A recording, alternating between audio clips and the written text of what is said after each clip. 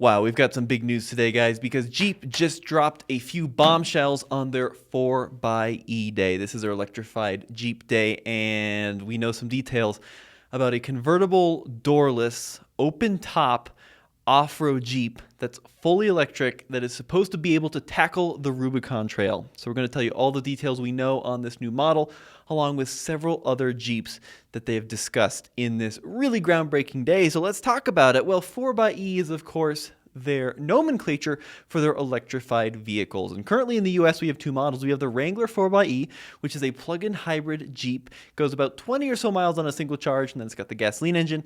And then, of course, we've got the Grand Cherokee 4xe, which is a very similar concept, just in a different form factor. Well, Jeep is saying that we're not going to have one, not two, but four all-electric SUVs in North America and in Europe by 2025. And that includes two global market SUVs, and more on that in a minute.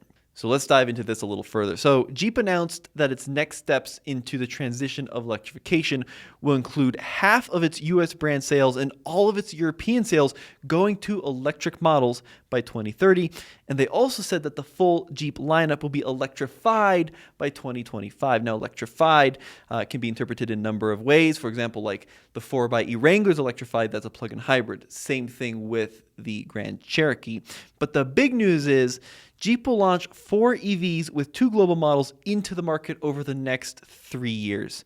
And we know some details on 3 really important models. So first of all, there's a model called the Avenger, which is a really small SUV, smaller than the Renegade, which is going to be sold in Europe only, slotting below the Renegade.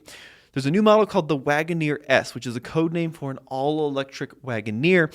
And then the one I think we're all going to be really excited for is the Recon.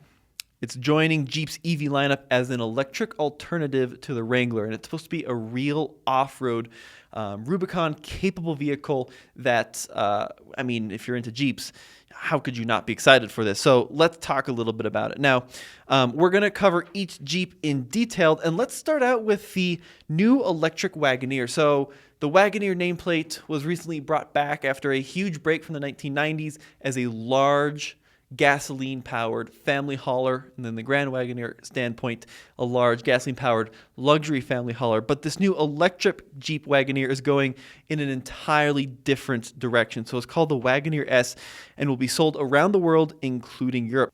Now, it's supposed to be 4x4 only, and it's got a very different design than the current Wagoneer. So the current Wagoneer is very squared off. It's got a flat front, it's got flat sides, it's got a big tall roof, and then a very vertical rear.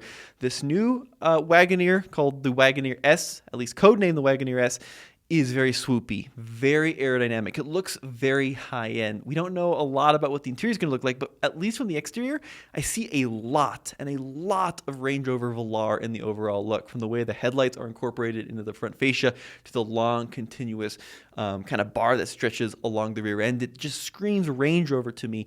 A big departure from current Jeep styling. Now, obviously, electric vehicle, you don't need the same amount of cooling inlets. So the designer of the vehicle, Rough Geels, kind of incorporated the 7-slot grill, in air quotes, in this interesting design language with these little like shark teeth that kind of break up the front end into 7 initial slots. Now, we do have some targeted numbers on this model, and wait till you hear some of those numbers. So they're targeting 600 horsepower out of this electric Jeep Wagoneer. That's 90 more than the 3-liter Hurricane engine in the Grand Wagoneer, 129 more horsepower than the big 6.4-liter Hemi, and then 208 more horsepower than the 5.7-liter V8 Hemi that you can get in the Wagoneer. They're targeting 0 to 60 in around 3.5 seconds, which is way quicker than any gasoline Wagoneer out there, and 400 miles of range on a single charge is what they're targeting. It's going to come down to how big of a battery, of course, Stellantis decides to fit in the electric Wagoneer. It may be possible, but it's going to take a pretty beefy setup to make that happen. Now, the Wagoneer will be displayed to the public next year, and reservations open up for U.S. customers in early 2023, and it goes into production in North America in 2024. A lot more details coming closer to launch, including pricing, but I think with numbers like this is going to be a very expensive, very premium vehicle. I mean, currently, the Grand Wagoneer can go well into the $100,000 territory. So who knows what we're going to see with this electric Wagoneer. And speaking of the gasoline Wagoneer, they did drop some tidbits that it's going to be electrified here very shortly. So that could mean like a Grand Wagoneer or Wagoneer 4xe. And we'll have more details on that here soon as well. So it does appear, at least from the little bit of nugget they dropped on that, we're going to see an electrified gasoline Wagoneer coming shortly as well. So let's talk about a model called the Avenger. Now, this is a model which they made very clear is not coming to the US, but this is a global model. They're going to be selling it in Europe. It slots underneath the Renegade. Now, of course, Avenger is it's a nameplate that the brand has used in the past. Not so much Jeep, but, like Dodge as a company. 2 generations of Avenger sedan were sold from 1994 through 2000, and then, of course, 2007 through 2014.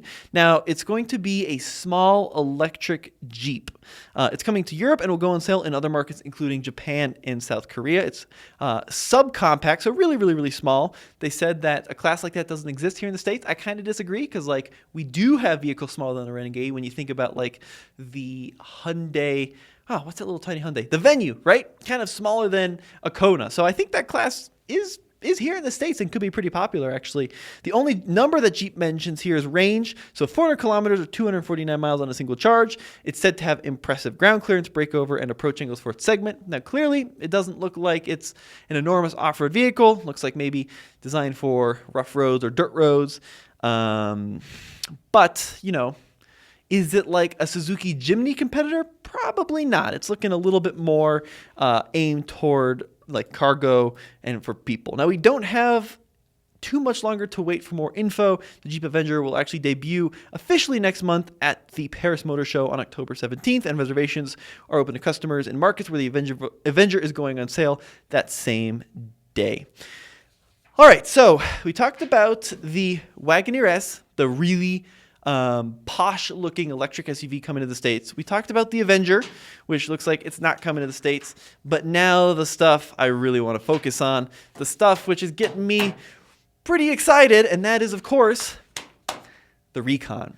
So this is a new model that Jeep is introducing. It's not the first time we've heard the Recon name. There have been Recon packages on several Wranglers in the past, but they're breaking that name away from the Wrangler to an all-new model. And now that I'm editing this, I realize I probably didn't make it clear off the bat, but the Recon is going to be electric only. It's an EV, electric only. They're making it very clear that the Wrangler is still the halo, the off-road benchmark. But they're also making some really big claims about this Recon. And we don't know all the details. We're still missing some information on it, but there's a lot that we can kind of discuss here. First of all, the design. Now, this came out of Mark Allen's design studio. That's the same gentleman responsible for the Grand Cherokee, the Wrangler, right? He's an icon in the Jeep world. He's done so many of the best designs in recent history, and his studio is said to have designed this as well. It will go into production in 2024 and will be sold in major markets worldwide, including Europe. Now, it's said to be inspired by the Wrangler. Obviously, there's a lot of squared off conventional Jeep proportions, but some other stuff going on here. So the front end, Wranglers, known for the round headlights, except for a period from 1987 through 1995 in the YJ when they went square. Wranglers draw inspiration all the way back from the Willys Jeeps and the military Jeeps from 1941, right? And then the Willys Jeeps came back from the battlefield, became like the CJ2s, and then the CJ5s, and then the CJ7s, and then in 1987, they brought out the Wrangler name. They went to the square headlights in 87, and then in 95, the square headlights died to be replaced by the TJ in 97, and then the JK and the JL. Anyways, the Wrangler is a long, storied vehicle with a huge amount of history behind it, but the round headlights are iconic. This new model has much more of a squared-off front end, much more angular. Now, obviously, the way that the wheels are pushed to the front of the vehicle, the way that the tow hooks are incorporated, right? The front fascia, how it looks pretty aggressive, is pretty similar to Wrangler, but it does have differences. Size-wise, they were a little cagey on it. So they weren't really clear on where it sits in relative to a Wrangler. Now, we also don't know if it's going to be available in both 2 or 4 doors. Currently, all the pictures we've seen and the ones that they were referencing were all 4 doors. So this might be a 4-door only version. Unlike the Wrangler, which you can get in both 2-door and 4-door unlimited models. Now, the side is very slab-sided, right? Very vertical from the side profile. But you'll notice that the windshield is far more slanted than a conventional Wrangler. And they said that because this vehicle is fully electric, right, they can kind of change the packaging around. It's got a front trunk, so you didn't have that big engine in the front. You can kind of move the proportions around a little bit. And then it's got a fairly flat roof to an extremely vertical tail, extremely vertical up and down rear end.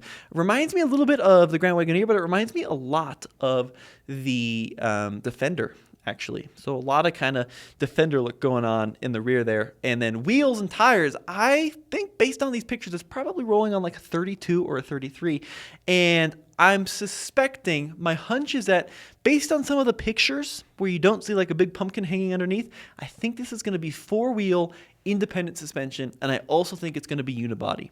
Now, let's talk about that a little bit, because this has a one-touch sky roof where it appears that the whole roof slides back, similar to the Wrangler, also similar to, let's take, for example, the Jeep Liberty. People forget that the older Liberties also had a canvas top that was slid back, but unlike the Liberty and similar to a Wrangler, the doors are also said to be removable. But if you look closely at the pictures, it doesn't appear that there is a roll bar. It appears that it's one uniform structure. It appears that the windshield, the roof bars, right, are all kind of interconnected, intertwined. We don't see any kind of seams or bolt heads poking through. So I'm thinking this might be unibody independent suspension, which typically doesn't bode super well for its capability. But let's talk about what they said. They said, quote, true trail-rated capability.